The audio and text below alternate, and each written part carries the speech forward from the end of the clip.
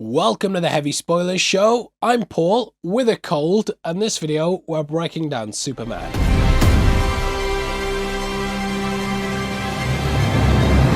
After a rough 12 years as a DC fan, James Gunn's Superman is finally out. As someone who loved Man of Steel, the Ultimate Edition of Batman v Superman, have to stress the Ultimate Edition there, and also the Justice League. Whoa! Zack Snyder's Justice League, yeah?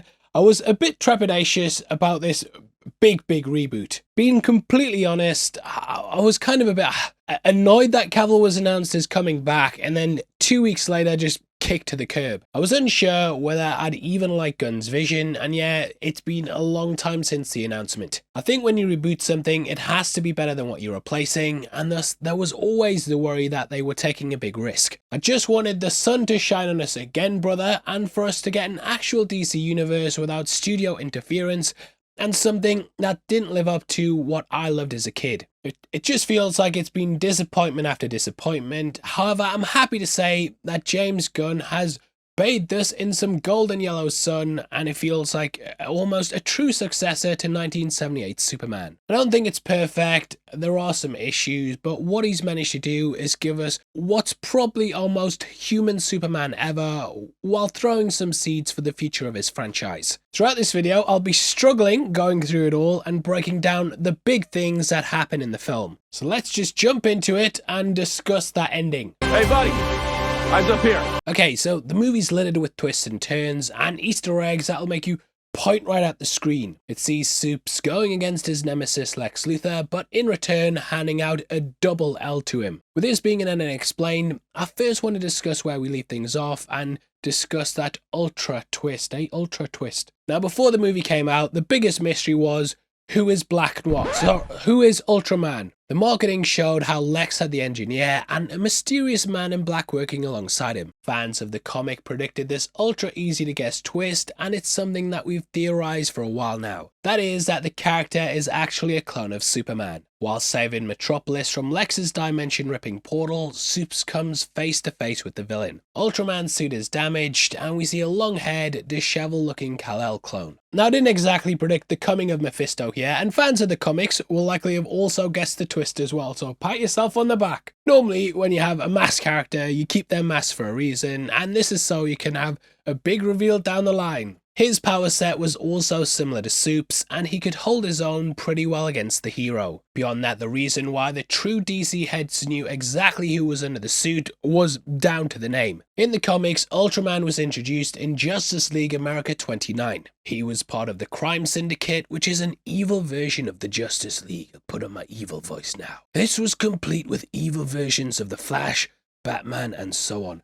Do you guys like the cold? Do I sound better? Leave it below. For the movie, James Gunn though, it seems to have taken inspiration from the New 52's Ultraman. Kind of. That version was sent to Earth by his parents with the aim to take over the planet and seek revenge for Krypton's destruction. In the movie, we get a similar twist and learn Kal's parents sent him to Earth to take wives and breeds, and hit the thumbs up. It's sort of similar to the Viltrumite invasion as well, and fans of Invincible will instantly notice the similarities. In the comics, he ruled Earth, but that was destroyed like Krypton, and then he arrived in the main DC universe. Forever Evil told the story of his attempt to take over Prime Earth, which is where he was stopped by Lex. Lex had actually been cloning Superman, but he hadn't had the time to develop him fully. Thus when he popped out, he became Bizarro, and Gunn's kinda mushed all these storylines together. As for Bizarro, he was introduced in Superboy 68. He was made after a scientist used a duplicating ray on the Boy of Steel and was basically shunned for looking like Crichton from Red Dwarf. This is actually also rumoured to be the first comic that Zack Snyder ever read, which is a little tidbit for you there, mate. Eventually in Action Comics 254, Lex creates the duplicating ray and then makes Bizarro 1. The creature fought Superman, but he then left Earth after making a Bizarro Lois Lane, eventually residing on Hitire, which is a cube-shaped world that's also Earth spelled backwards. Since then, he's popped up from time to time and has gone from like an evil villain to being like a lovable oaf. Either way, Gunn has taken the name Ultraman from the comics and then adapted the clone storyline from that. If you've seen the New Adventures of Lois and Clark, then you'll also know there was a double there as well. Superman 4 also had Nuclear Man 2, who was sort of a quasi-clone of Clark. These were all built by basically stealing some of Clark's hair, and yeah, that's what we discover as Lex has done here as well. But there's lots of things in the past that kind of set the groundwork for this. Ultraman though, yeah, he's a complete dickhead, and read Earth 2 by Grant Morrison if you want to learn more about him. Now, this duplicated Man of Steel he's built, he's stupid. So stupid he watches Screen Crush videos, eh?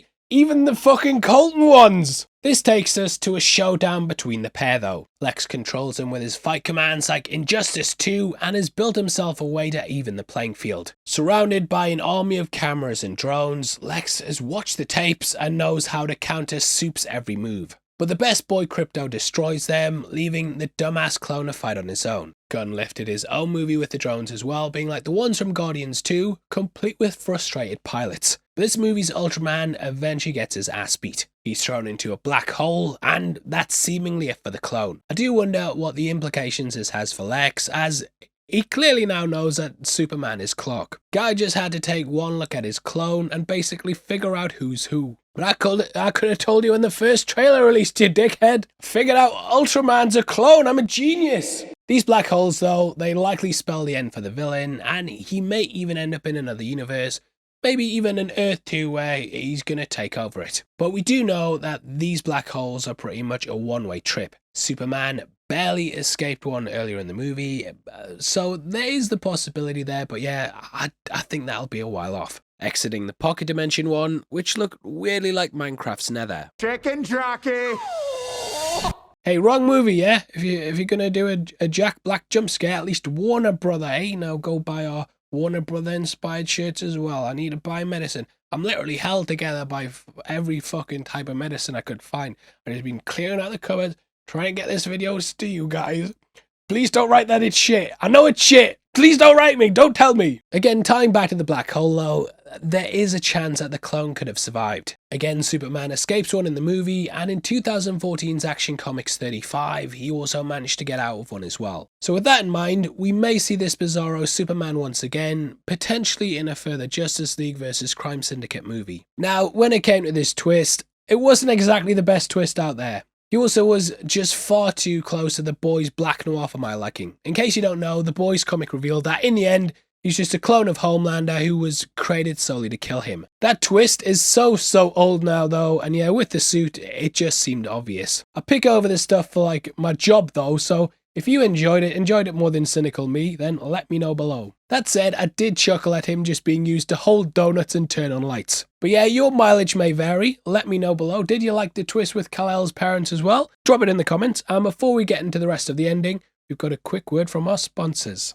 2025 is now in full effect, and it feels like every single week we're living in unprecedented times. The news is like a whirlwind right now, and on top of that, we have the advent of technology. AI videos are insane, and there's so many different outlets that don't have regulation. Staying up to date with things when you don't know what the truth is can be difficult, but that's where our sponsors, Straight Arrow News, comes in. They report right down the middle with facts and don't push any bias or spin to help fuel the narrative. The site has a wide range of topics from politics to tech, but they're not trying to make you think a certain way. They also have the Media Mist tool, which lets you look at stories that are often underreported or not reported at all. Straight Arrow News are so good at delivering the news, they've been awarded by independent experts at all sides and Ad Fontes Media, who regularly assess the reliability of news outlets. They verified Straight Arrow as being unbiased and have awarded them with the Center Rating and Balance certification. Go to san.com/spoilers to check it out. You can subscribe through my link or scan the QR code on screen right now and download their app. When you subscribe, you not only support me, you're also supporting a group of journalists that are raising the bar on news and focused on serving you the truth. Huge thank you again to Straight Arrow News for sponsoring the video. Now let's get into the rest of the breakdown. Now, the next thing I want to discuss is Lex's plan and the ending. Should I put on a mysterious voice for the rest of the video? I'll put on a mysterious voice. Lex has spent years trying to get the world to hate Superman. He's had an army of monkeys framing outrage online. This is a reference to how infinite monkeys typing could recreate the works of William Shakespeare. We even see a young Clark gifted with a book of Bard's sonnets and archive footage. So it's all kind of playing off that, and it sort of plays on the Wizard of Oz and how bot forms can be used to sway public perception. If you go online now, then you can often tell by how they talk and their profile picture if someone's a bot, but they still get lots of likes and lots of attention from other bots as well. Lex has managed to use this to turn people against Superman and basically derail his public image. Lex got the world and US government to hate him by releasing that message from Jor-El that we discussed before. His parents basically wanted him to rule the planet and force humanity to submit to his will. So it's a major change from the Brando, Smallville and Russell Crowe versions, and hell,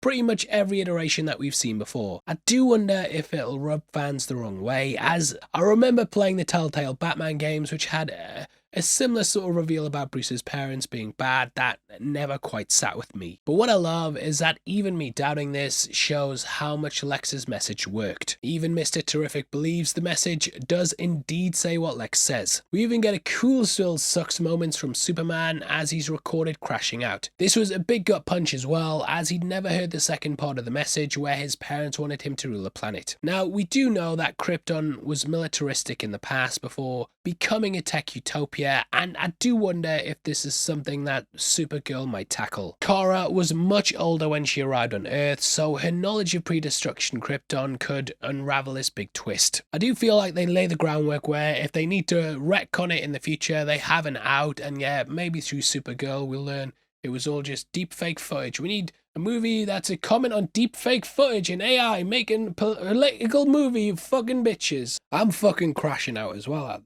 the moment. This is your fun, upbeat Superman video. Releasing this message was just part of the plan by Lex to finally take down his enemy for good. He sold weapons to the dictatorship of Baravia, all with the aim to let them invade their neighbor and partition it. A tech-powered utopia is mentioned, which is a hot topic right now, and even the film feels like it has its finger on the pulse, even though it was in development before a recent major events. Now, though this would make Lex billions, it's not his true goal. He wants to be given the rights by the US government to kill Superman once and for all. By interfering with a US ally, he'd be marked a traitor, and using the threat of an alien with the intention to take over the planet, he can be a good guy that comes in and saves the day. The plot is wildly similar to Superman Birthright, with the movie definitely taking elements from it. You can even see the writer Mark Waid's name on a street sign when Clark's arrested. Now in that story, Lex manages to learn about Krypton and even finds a Phantom Zone portal, which looks a lot like the one that he has in the movie. By learning of Krypton's past out of context, he uses the threat of a Kryptonian invasion to scare the public, even faking one using alien tech and making it look like Kryptonians have arrived on Earth. This is much like how he presents evidence in the movie. However, in Birthright it's fake, whereas here,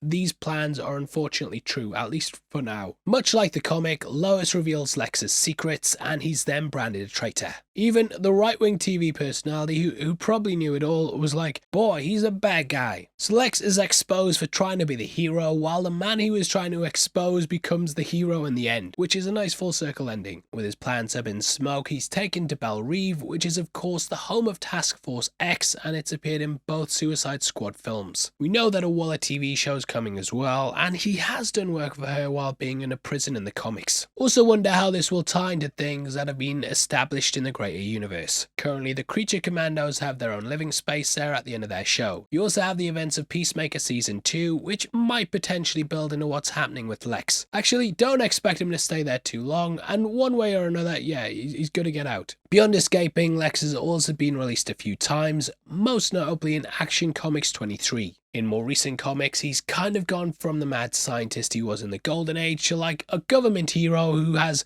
an uneasy alliance with the good guys. Like even Batman knows he's a good guy, but Bruce still does business with LexCorp from time to time. He's always out for his own ends, but he even helped rebuild Gotham after No Man's Land, which had ulterior motives for that, but these days, he's more than just your typical bad guy. Holt's turn as the bald knobhead was fantastic though, and he disappeared into the role, and it was only in the end that I remembered he was Tony from Skins. While he did try it for Superman, it was sort of like Tom Hiddleston in Thor, where he was destined to play the villain. With Lex arrested though, it's left up to the Justice Gang. Just a working name. Could very well prove to be permanent, though. Now that takes us to the next thing I want to croak about, which is the Justice Gang movie. Can we get a Justice Gang movie, please? During the film, we learn that Mr. Terrific, Hawkgirl, and Guy Gardner are funded by Maxwell Lord. Life is good. but it can be better. No, not that one. Get the fuck out of here, Pedro Pascal. You've got enough movies that you're in at the moment. Get the fuck out my sight. Now, the trailer showcased just how many DC heroes there are on display. Being someone who's done a couple of videos on the movie, I know that one of the big talking points is that it might be overstuffed. The Snyderverse was studio mandated that they had to get to the Justice League as quickly as possible, and this was so that DC could catch up with Marvel. This went far too fast, and there was the worry that a similar thing might happen here. They have completely skipped over the origin stories, and Gunn has said he wants it to feel like a comic book where you just pick it up, the world's established, and here you are. Whether that works for general audiences, we don't know, but I feel like you have to be up to speed with these characters to know what's going on. Again, none of them get origin stories, and with Hawkgirl, Mr. Terrific, Guy Gardner, and Metamorpho, and all the Daily Planet cast, it just seems stacked. Gunn has managed ensemble casts before, and he does juggle a lot of the characters here really well. The supporting cast help to elevate the Man of Tomorrow and lift him up rather than bogging down the story. The ending also sets up the future of the team, and comic readers will know where it's heading. Maxwell seems to be pretty pleased that Lex Luthor's taken down, saying both liberals and conservatives can agree that baldies suck. Which I don't agree with, mate. That's a fucking dickhead thing to say. We then see the trio head in and save Geronimo. Guy uses the middle finger construct to destroy tanks and soldiers and swat them away. Side note, I was absolutely cracking up with this smarmy Green Lantern. Bringing Guy Gardner to the big screen is perfect, and yeah, I'm excited to see what they do with the Lantern show. Crazy that the last time we got a big focus on the Lantern as well was that Ryan Reynolds movie, and though they had their bits in Justice League, they never fully fleshed them out. But yeah, after being in development hell for what feels like an eternity, that Lantern show is going to show us them more. We also see how Metamorphos joined the team. He was used by Lex to keep Superman in jail and forced to make kryptonite to save his son Joey. But he's now atoning for what he was made to do and is becoming a hero. So with Maxwell Lord funding them, complete with the Hall of Justice, they essentially become the Justice League. This specific Justice League is similar to the 1987 reformation of the team. Like what we see here, Maxwell Lord helps to form the team and works behind the scenes. I wasn't too sure on Gunn's casting for the role when it was first announced, and I still remain on the fence until we see more of him. He's obviously also playing Weasel and did a cameo as Calendar Man, but we'll see if Lord leaves us bored. Anyway, that 87 book has the same tone and characterization that Gunn is known for, which is why these characters shine. The team spins out into Justice League International and expands to Justice League Europe, with Metamorpho being part of the latter. Now that book does kind of tease out what his overall goal could be. We know that he's going to be returning for Peacemaker Season 2, and the audience that saw this went wild with Peacemaker's cameo. I couldn't see anything though, so I don't know what they were cheering about. Either way, in the comics, it turns out that Maxwell Lord was actually under the control of a program named Kilgore. He was made to set up the team so that he could learn everything about metahumans. During Countdown to Infinite Crisis, he aimed to wipe them all out as he was convinced they were too powerful to be kept around. This led to Wonder Woman snapping his neck, which was pretty metal if I'm being honest. But that's far in the future, and while I'm not sure it's something they'll do for quite a while, I do think the goals are worth bringing up as these might be Lord's ulterior motives. It's also clear that with the team stopping a war that they will get the backing of the world's governments. The League in the comics ended up getting support from the UN, so something similar may be coming down the line. They'll also return for Peacemaker Season 2 and potentially even lay the groundwork for that. In the trailer, looks like he's auditioning for the Justice Gang, who are now looking for aggressive expansions. Based on that though, I don't actually think Peacemaker gets in. It's unclear if Superman will join their team as well. He has a sort of Omni-Man role where he helps them out and that's it. He's not associated with any group, and I do wonder if they're saving it for when the Trinity arrive in the universe. Creature Commando showed us there's a Batman and a Wonder Woman in this world, but we're yet to be introduced to them. Whether they mush in Matt Reeves' version remains to be seen as well. Grace Randolph said they act as polar opposites, and thus they might go well in terms of embodying the light and dark, which I do kind of agree with. Here Superman is kind of a lone gun, James Gunn, that helps out, and we see that embodied in the post-credit scene. That does see him fixing up Metropolis with Mr. Terrific, which is absolutely hilarious. The other one has him on the moon with Crypto, which was of course teased heavily in the promos. Though he has these key allies, he's kind of his own hero with also a dog, but I'm guessing there's always the chance to join a team if he wants to. So I am excited for the future of the gang. Along with this, their comic predecessors, the JSA, are teased as well, confirming super teams have been around for a while. James Gunn stated that in this world, metahumans have been around for 300 years, which also explains why humans aren't really as enamored by supes as they have been in other films. In the Hall of Justice, you might also have noticed there was actually a Justice Society mural. So that's setting up things with the JSA, and here's hoping that Chapter 2 of the new DCU gives us a first Avengers style JSA movie, or they announce one for the end of Gods and Monsters. Especially as Carter Hall, aka Hawkman, was on the team and our gang has Hawkgirl. Whether they tie that in with Black Adam remains to be seen, but yeah, that's just throwing stuff out there. We would need a whole hour-long video just to break down their history, and yeah,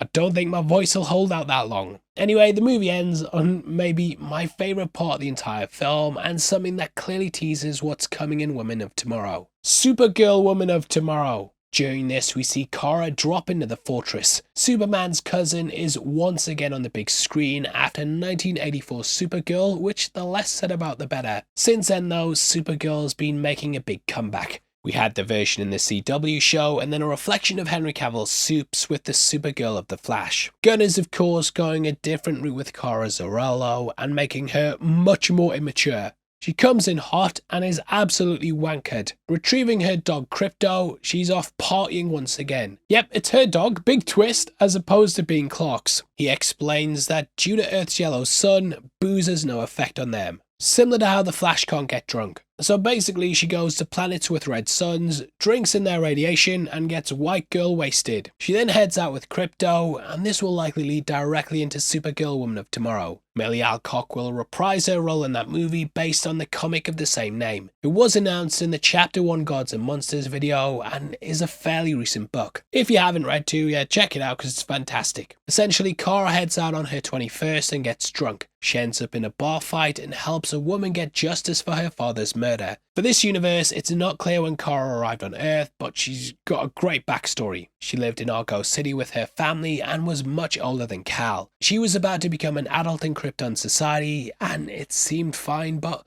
one problem, the planet was about to explode. Her father Jor-El's brother made a similar capsule for his daughter, and he then sent her into space. While orbiting the sun, Clark grew while she was in stasis, and she arrived on Earth younger than her cousin. She became like him though, and did good right up until her death in Crisis on Infinite Earths. Whoa, spoilers! Just like Hawkgirl, she's had a long and complicated history, and they have lots of routes they can take with it. A victim of reshoots and mishandlings, weird cameos in The Flash. Finally, I feel like the character's in good hands with James Gunn, and though on paper it sounds stupid, it looks great in the film. Supergirl drops in 2026, directed by Craig Gillespie, and I'm very hyped for it. Next up though is Peacemaker Season 2, set to release August 21st. The trailer looks like it's going to be just as good as the first season, and we should get more world building. Along with Supergirl, Clayface is also dropping in 2026. Sadly, the Authority movie has been delayed, with James Gunn saying he's having trouble bringing the script together. Lastly, The Brave and the Bold and Swamp Thing are on the slate, but they're yet to have release dates. And in the far future, we also have Teen Titans, Bane and Deathstroke, and a Wonder Woman movie, which are all in development. On the TV front, we also have the Lanterns cop drama, Waller, Wonder Woman Paradise Lost, Booster Gold, Blue Beetle, Mr. Miracle's adult animation show, and Creature Commandos Season 2. At present, this movie is sitting around the 80% critic score on Rotten Tomatoes and a 90% audience score as well. So that makes it almost on par with the Christopher Reeves version and slightly higher than Man of Steel. Considering that this is make or break it for comic book movies, and the slate is kind of dependent on this' success, I do think that we are still going ahead with it, and yeah, we'll see what happens. You never know with Warner Brothers, because sometimes they take away the movie and don't even warn a brother. But yeah, we will see, and this kind of lays the groundwork for what's going to come. Franchise slates are notorious for being malleable, but if this does indeed become a money printer, then we should get Gunn's vision for the DCU in full. Also, just to let you know as well, if you're in the Northeast, then I'm going to be hosting 6 panels at Metro Center Fan Fest. We're covering Superman on screen, Marvel, Stranger Things, House of Dragon, Jurassic Park, and a lot more, and entry to the event's completely free. There's cosplayers, cars such as a DeLorean, Jurassic Park Jeep, and a lot more, and it's all going down on the 26th and 27th of July. There's also merch from the Odeon as well, lots of Superman stuff, so yeah, get yourself along. Now, this movie is also littered with Easter eggs, and if you've seen Peacemaker, you'll know that Chris has lots of theories on superheroes. Notably, he explained how Superman has a has a poop fetish, and when pressed on where he heard this, he says Google. In the movie, the hashtag super shit really gets to the Man of Steel, or should I say Man of Shit. But yeah, the brain-dead Peacemaker clearly fell for Lex's bot farms, which have just been set up to farm outrage. Now, in the original Superman movie, Lex's plan was to blow up the San Andreas fault and take advantage of new beachfront property. He calls one place Luthorville, and in this movie, he plans to create Luthoria. So his plan is pretty similar, especially as we have Otis, played by Terrence Rosemore, and Eve Tessmacher, played by Sarah Sampiro. Sorry, I've fucked up your name and I can't be bothered to record it because I can't fucking talk. Just like the 1978 movie though, Eve is integral to following Lex's plans. There she freed Superman from a kryptonite necklace, similar to how Metamorpho frees him from his cell here. She also leaks her selfies with incriminating evidence in the background, and Lex is exposed for his crimes. Superman 1 also had Lois following the money and investigating the business transactions like in that movie. Beyond that, they may even lead to Connor Kent. In case you don't know, he was made from Lex and Soup's DNA, and it could be something they tackle with the clone stuff. He was created from Superman's hair, and yeah, that might come down the line. Now, as for my thoughts and general review of the movie, I think there's a lot riding on the shoulders of this film. The comic book genre's in a hell of a slump, and so far every movie this year has struggled to even break even. Beyond that, we have the fact that Gunn's starting off a new universe. There's a ton resting on it, and if Superman doesn't do well, then yeah, the genre might be cooked. Like I said earlier, I was anxious about Gunn's choices and didn't necessarily agree with what he was doing. I think that in the end, this movie's going to be divisive, and you're going to have DC fans that love it and DC fans who hate it. Like, I know there's people who've decided whether they like it or hate it before even seeing the film, and yeah, so much argument online about the Rotten Tomatoes score that maybe there is a monkey farm out there somewhere. I do think though that general audiences will enjoy it, and for me, I think this was a good, not great Superman film. Now that kind of sounds like a ding, so firstly I want to talk about what I liked and then kind of go into my criticisms. So firstly, I think Corrin Sweat's brilliant, and he is Superman right from the off. It feels like a true Golden Age take, and the earnest Boy Scout whose superpowers being superhuman. I think he's the kind of character you can easily build a universe around, and I think he's easily going to be the glue that holds us all together. I also think Rachel Brosnahan's fantastic as well, and she acts as a nice opposite to Clark's optimism in being slightly more cynical and jaded by the world. Holt is excellent as Lex as well, and he has a really twisted moment with a hostage. Who steals the show for me though is Mr. Terrific. He gets what I'd class as the standout scene and really steals the show. I feel like we have a really stylistic take on the universe too, and this nails the majority of the characters and really brings them to life from the comics. It's not one of those films that I feel is embarrassed to be a comic book movie, and that's even down to the editing and layout of the story. It's episodic at points, there's big bombastic double page spread kind of moments, and it's very non-stop. Now because of that, I feel like the script can be pretty messy, and I'd even say chaotic. You are literally thrown in at the deep end and introduced to so many characters right from the off. The movie doesn't really take its foot off the gas, and because of that, it can be a lot of things that you're having to adjust to without really getting the time to adjust to what's just happened. I think on multiple watches it'll sit better, but like I remember watching Rogue One for the first time, and those first 15 minutes I was like, I have no idea what's going on. On multiple watches, obviously, I got it, but for a first outing, it's a lot. Gunn has said he's not doing origin stories, and that's across the board in the movie. Little tangent here, but I used to think the same way, and that we didn't really need to be told the same origin story over and over and over. And then I had kids. They're 3 at the moment, and when I think about it, there's not really been a Batman origin story for 20 years. By the time they're 10, it'll be getting close to 30, and I do think new audiences probably need these jump ramps to give them their version of the character. Because, like, I doubt they're going to go back and watch Batman Begins, and probably also won't go back to the Donner movie. unless I hold them at gunpoint. But yeah, to me, every generation needs their jump ramp, but this pretty much just takes the ramp and then kicks you off the cliff. For example, Clark and Lois are already together, and thus we don't really get that development that shows us why they actually like each other. The will they won't they thing, that's gone, and yeah, I wish we could have had a bit more of that, basically. The movie doesn't really have those emotional moments because the pacing's fast and we don't get the development, and a lot of things are also undercut with jokes. We have an amazing emotional speech at the end that lets us know they can do it, but yeah, I think there's the feeling that they need to keep things lighthearted and fun, so the moments earlier, they just kind of undercut them. Like even a deep moment with Lois and Clark is undercut by a fight that's going on in the background. It's kind of distracting and stops the moment from being the home run it could have been. People criticised Man of Steel for being too dark, but this feels like a swing in the opposite direction. That also doesn't quite hit the correct balance. But again, I did enjoy the movie overall. I would describe it as being kind of how I felt with The Dark Knight Rises, where I enjoyed it, had a great time during it, but there were these little things that kept popping up in my head that I couldn't turn my brain off for. Again, it's not bad or even close to it, but I just can't quite get as lost in it as I wanted to because little things will pop up that hold it back from perfection. It's just bang, bang, bang, bang, bang. You never really get to live in the moment because it's an onslaught of things you've got to learn and characters you've got to figure out. I would say it's kind of like a roller coaster, but the track doesn't have those kind of bits where you hang on the edge and get a second to breathe and then take the plunge.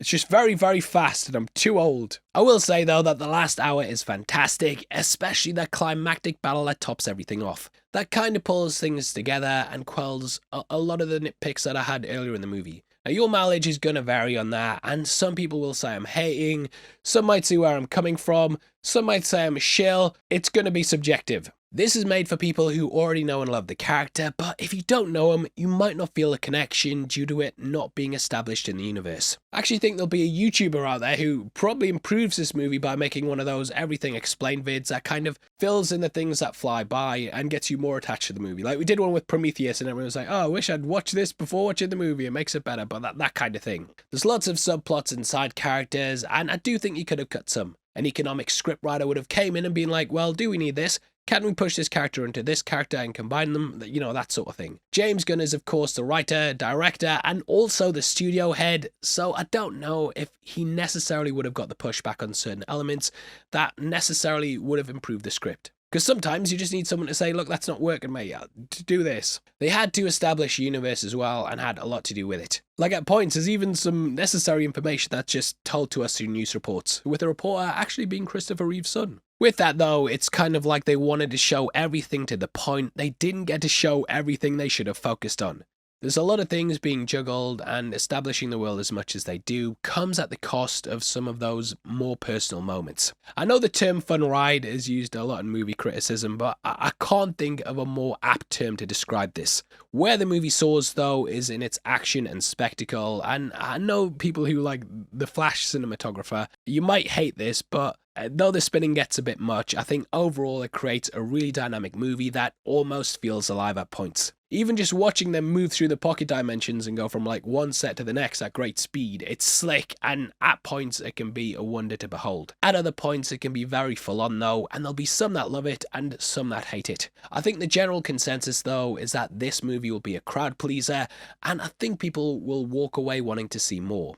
And I do too. As much as I've talked about my nitpicks and criticisms, overall, I walked away feeling good about the film and wanting to watch it again. Even little things like seeing Soup save a squirrel, I feel like they nail the character and deliver what I wanted in the hero. I just wish maybe they'd taken a breath at points and stripped back some elements to give room to develop those more crucial aspects. Feels like if you picked up and watched The Dark Knight without seeing Batman Begins. And yeah, obviously, you know, there's people who are going to care about that, people who won't, but for me, I wish they'd kind of establish things a bit more because it would have made me more invested in what's going on. But I am optimistic for the future and excited to see where they go from here. I think Gunn has succeeded in feeling like you just picked a random comic off the shelf and got sucked into its world. I think it gets right what it needed to get right, but with a couple of changes, it could have gone from good to great. Overall though, that concludes our ending explained, because I don't think I can talk anymore, but I hope you guys have enjoyed us discussing the movie in as croaky as a voice as possible. Please drop a like on the video as well, and leave a comment with your thoughts below. If you want to follow us on Instagram and keep up with how we're doing, then make sure you check us out at Heavy Spoilers. Did you know as well that members of the channel also get early access to videos? If you click the join button, you'll get at least one breakdown a week before anyone else. Costs just 99 cents a month, and hopefully that's not a lot to you, but if a lot of you do it, it will mean a lot to us. Now, if you want something else to watch, we've got a general review of the film on screen right now. Talk to MT and our editor Matt as well, and they kind of went over their thoughts, so yeah, head over there right after this. By the way though, thank you for taking the time to watch the video. I'm gonna go lie down, and hopefully I'll wake up sounding like my manly self once more. Peace.